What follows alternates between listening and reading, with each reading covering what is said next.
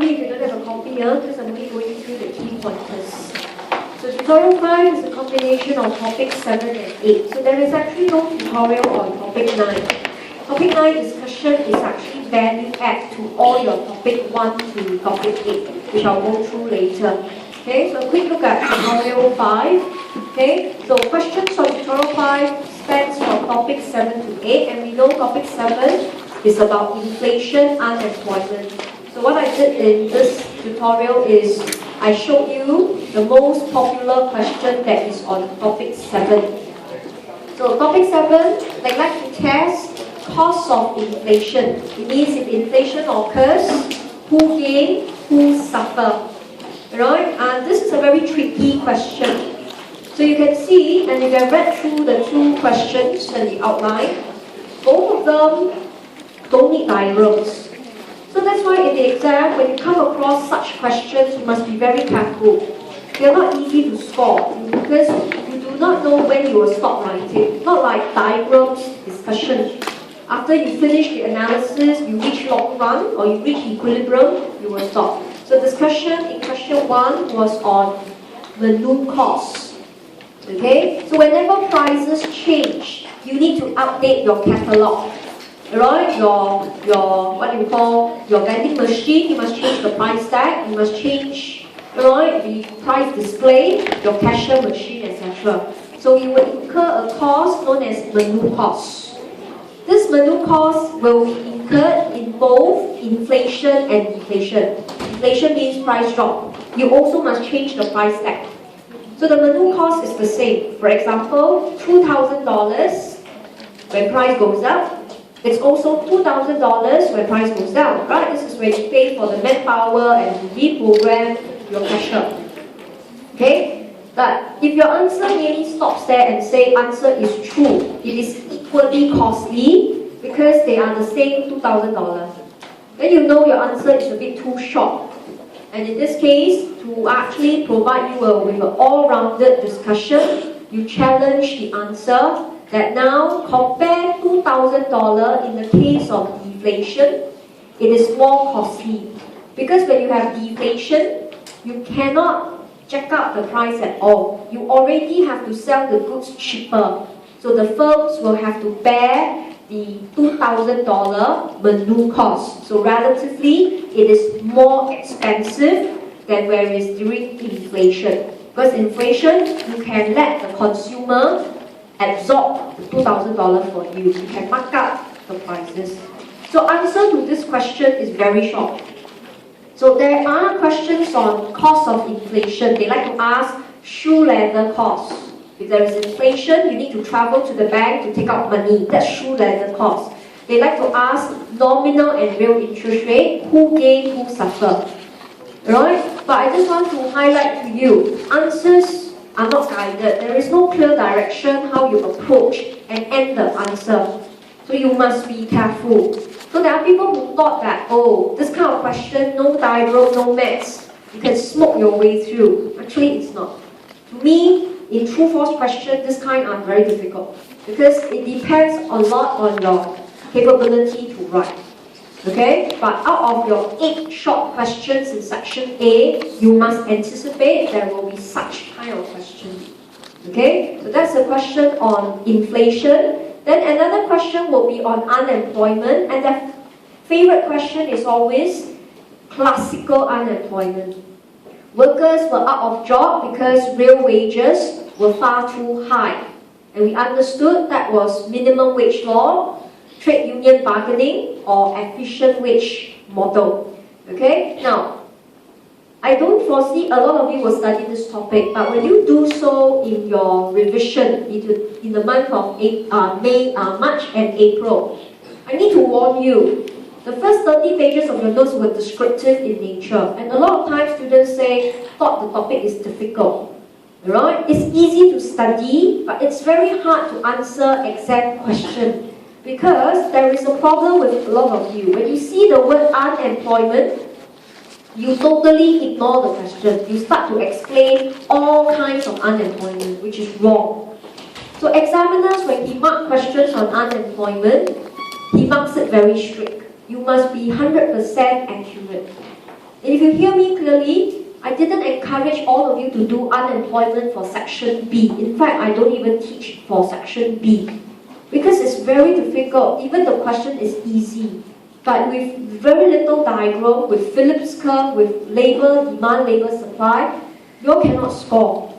But you still need to study it for section A. Right? So the discussion here is voluntary and involuntary.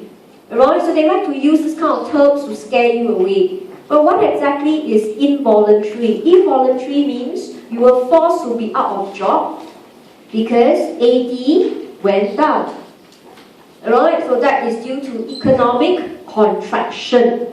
So it's not voluntary. It could be because of government's policy, fiscal and monetary contraction, or it could be demand shocks. Right? Export in Singapore dropped. We have to cut back our jobs. Those are involuntary. And therefore, the remaining based on natural rate is actually known as voluntary. Sounds a little bit awkward. Who will volunteer per se, right? But voluntary here means the acceptable level. The acceptable level we know that you can't avoid will be structural, frictional, and classical. So in this case, right, when you saw that the question was on minimum high real wage, you should therefore highlight that you're discussing classical. Alright? And classical is based on voluntary unemployment. So a lot of times you must not only plan the answer, you must write it in the correct sequencing, which I find that as SIM students, you all don't do well. Alright, so hear me clearly. Do expect descriptive answers, but do not end up just explaining the concept. You must explain the cause and the effect. So the cause here is real wage. That is classical unemployment. That is voluntary. Okay, so I leave it to you to read, and in your March-April revision, you just will have to try more questions. Okay, with that, I just want to focus on question 3 to 8. Okay, this is from topic 8 onwards. So I mentioned for the prelims, you must study up to the AS curve. Right? And look at this question. This question is actually not difficult. But, right, if you want to score, you need to be very good in analysis. So that's why you can see I rank the difficulty 3 out of 5. Usually my question, the difficulty is 1 out of 5. But this is considerably difficult. But the answers are very short. So you first answer the question. You apply the sticky wage model. How do we do the sticky wage model? Right? I will not draw, but we did it the last lecture. We said price goes up, real wage unchanged, or should I say nominal wage unchanged, real wage drop. So you draw the downward sloping money demand curve, or labor demand curve, should I say, it went up, okay, and output increases. So you answered the question. Alright, in fact, if you didn't even draw the diagram, it's acceptable. So in this case, you can see, right, an increase in price, real wage drop, okay, output increase. So this is counter-cyclical. Okay, but why did I want to particularly pick up question 3? Because a lot of times students, the moment they saw sticky wage model, instead of explaining real wage and output, they went to say AS curve is upward sloping, which is wrong. So there's always a danger. Whatever you are good at, proficient, alright, you must make sure you answer the question. Although you're deriving the AS curve, but you are not discussing AS. You have to answer whether your W over P versus your Q is negatively related. So if you didn't answer this part, you merely score 3 marks. Okay? But a good exam answer is to think through. In the lecture notes, we happily say price goes up.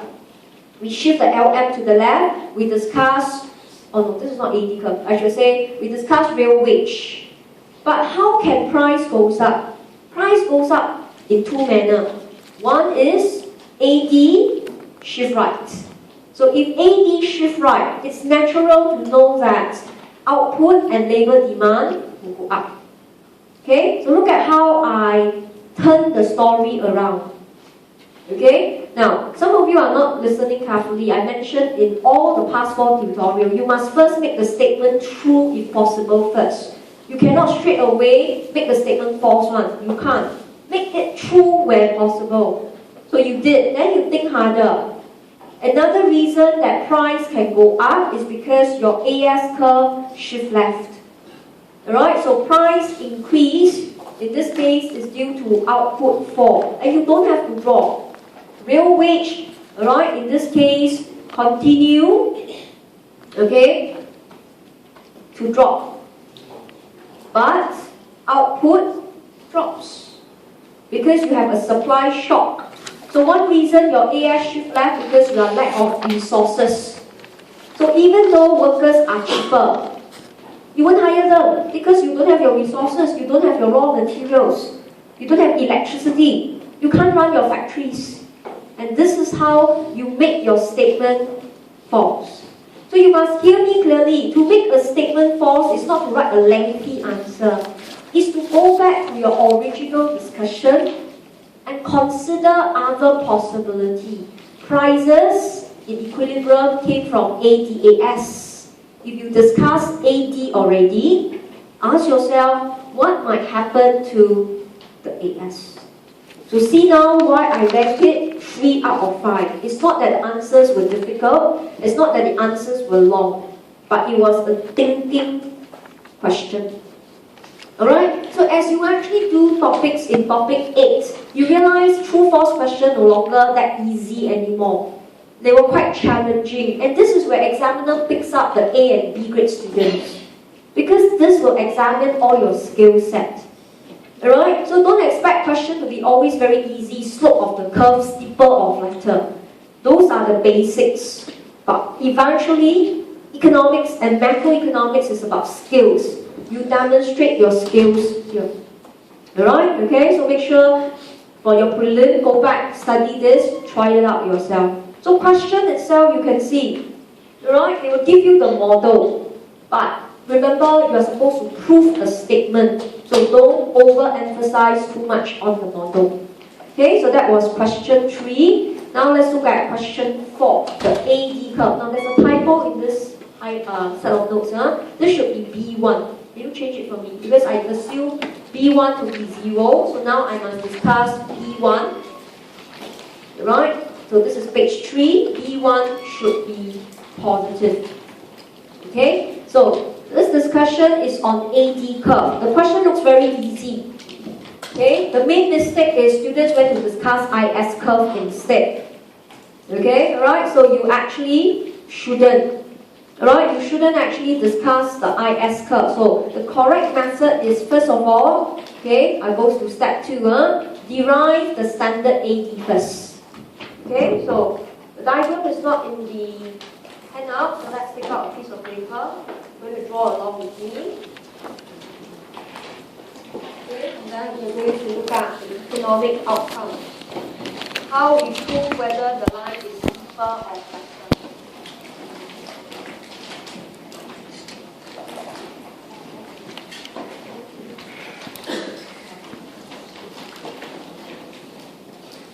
So if investment depends positively on income, okay, the AD curve would be flatter.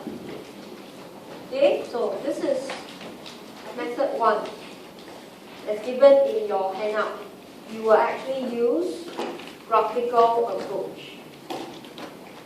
But if you want to discuss whether a line is steeper or flatter, you must draw the original line first. So in this case, right, come back to what we drew 2 weeks ago. You recall, okay, how to get AD curve. It came from ISLM. So you have your LM, IS, point A. Okay, so you have I1, Y1. And you know, if you bring the point down, this Y1 has an existing P1 to give you a point on the AD curve. And if you recall, I always let price go up I don't let price go down, it doesn't make sense. Then I apply the Keynes effect, right? I assume P increase.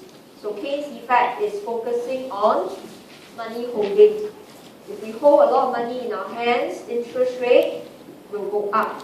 Financial institution wants to lure our money away. Okay, and therefore we know graphically LM will have to shift up. So this is Keynes effect. Okay, so in this case, you discuss LM shifting up, interest rates goes up. Okay, so that was your step 1. So look at your investment function, I bar minus B2I. You assume B1 is 0. Why do you want B1 to be 0? Because income also dropped. So you don't want income drop, interest rate goes up to further emphasize the effect. So you make it very simple. Interest rate drop, therefore interest rate goes up, investment goes down. Alright, so cost of borrowing goes up. This is your simple Keynes effect. That's how you get your Y2. Okay, right? Your point B, map it down. Y2 and your point B. So join up A and B. Don't worry when the points look very tight, it's very natural. This is your A, B one. So step 3, join A and B. You will get A, B one. If you hear me clearly that in the exam, this is only 1 mark. Alright, so don't think that, oh, I did such a long explanation, I drew 2 diagrams, it means it actually, alright, involved a lot of marks. You don't. Okay, so in this case, you started off with investment, not dependent on income first.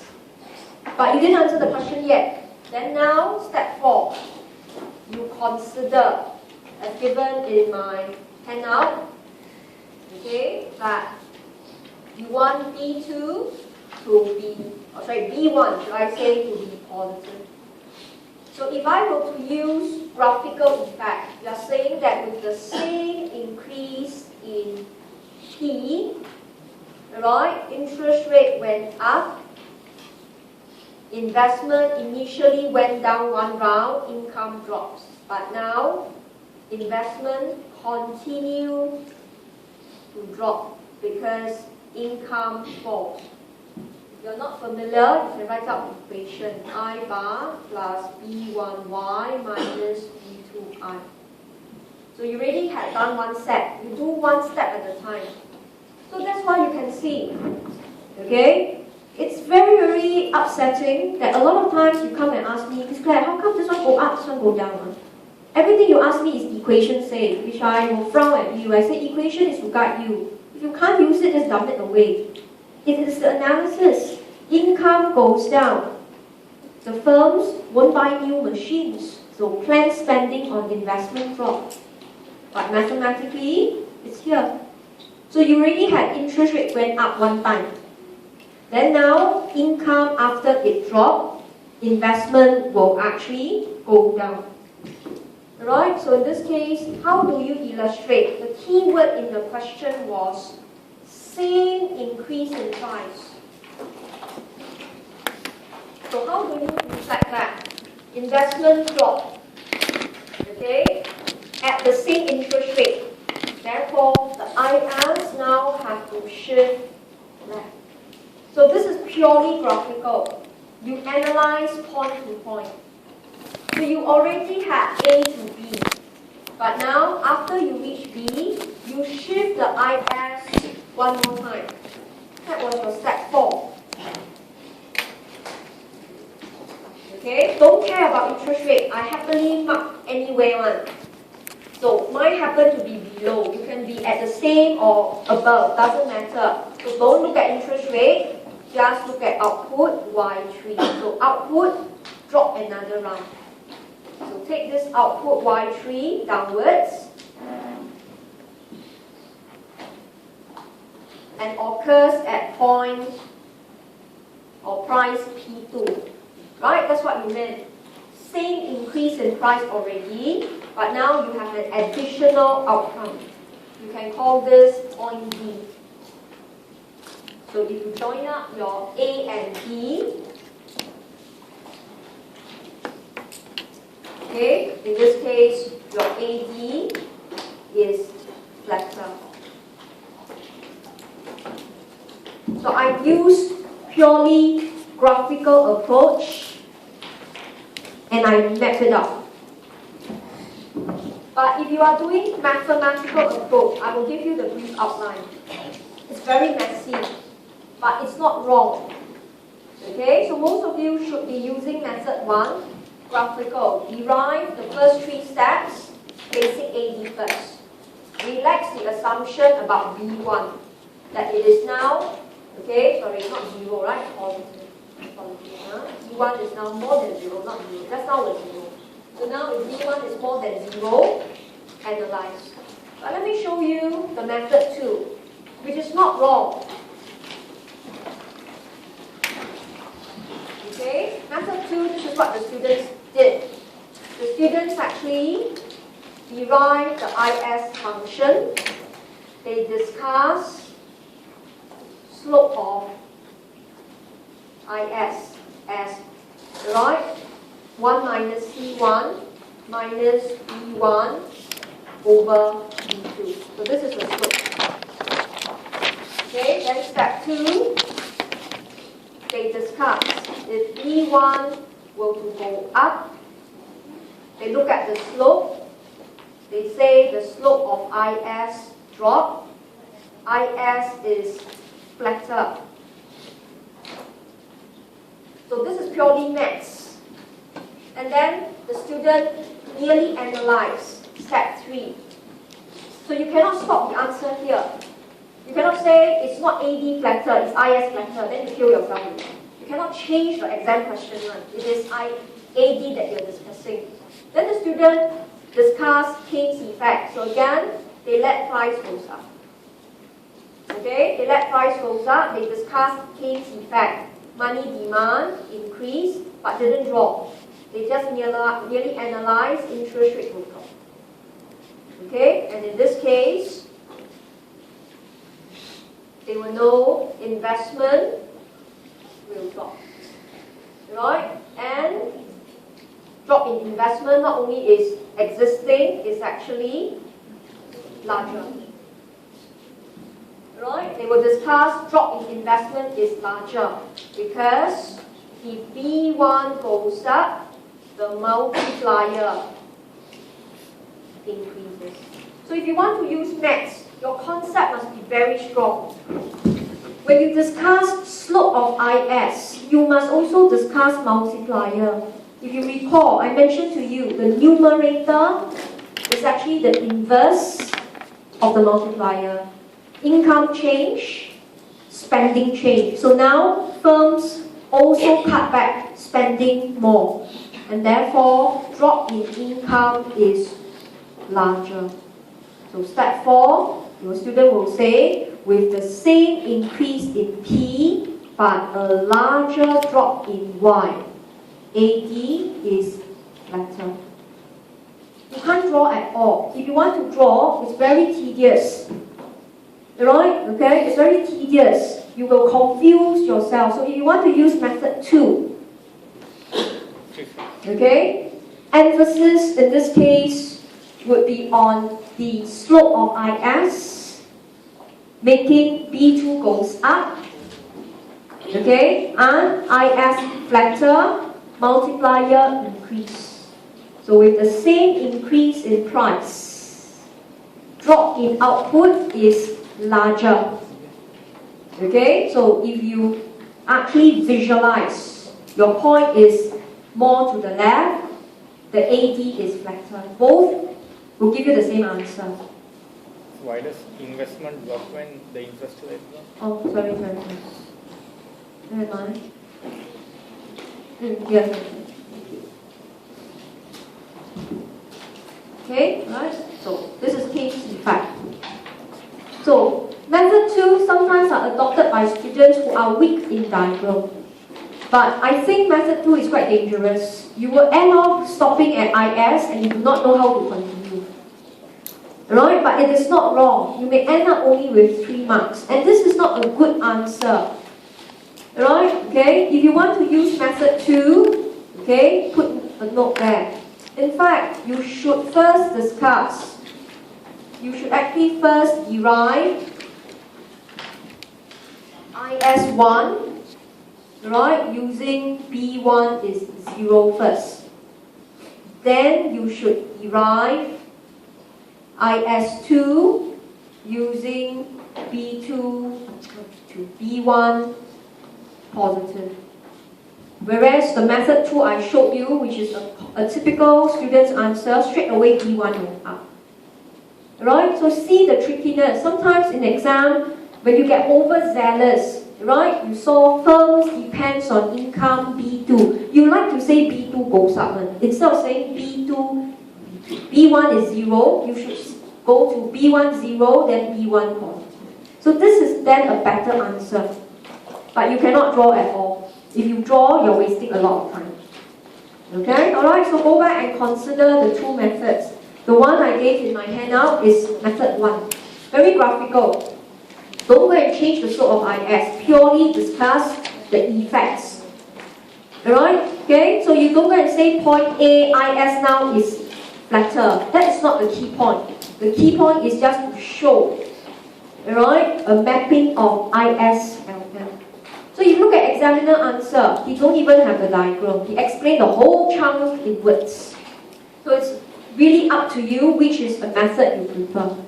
Okay, so this question itself is not difficult, but it can be fairly tricky, right, if you are not clear what method you want to use. But I would suggest to you to make it consistent. Always use graphical for AD curve. It's easier, rather than rely too much on maths. Okay, so that was question 4. Now let's look at question 5, the examiner's favorite question.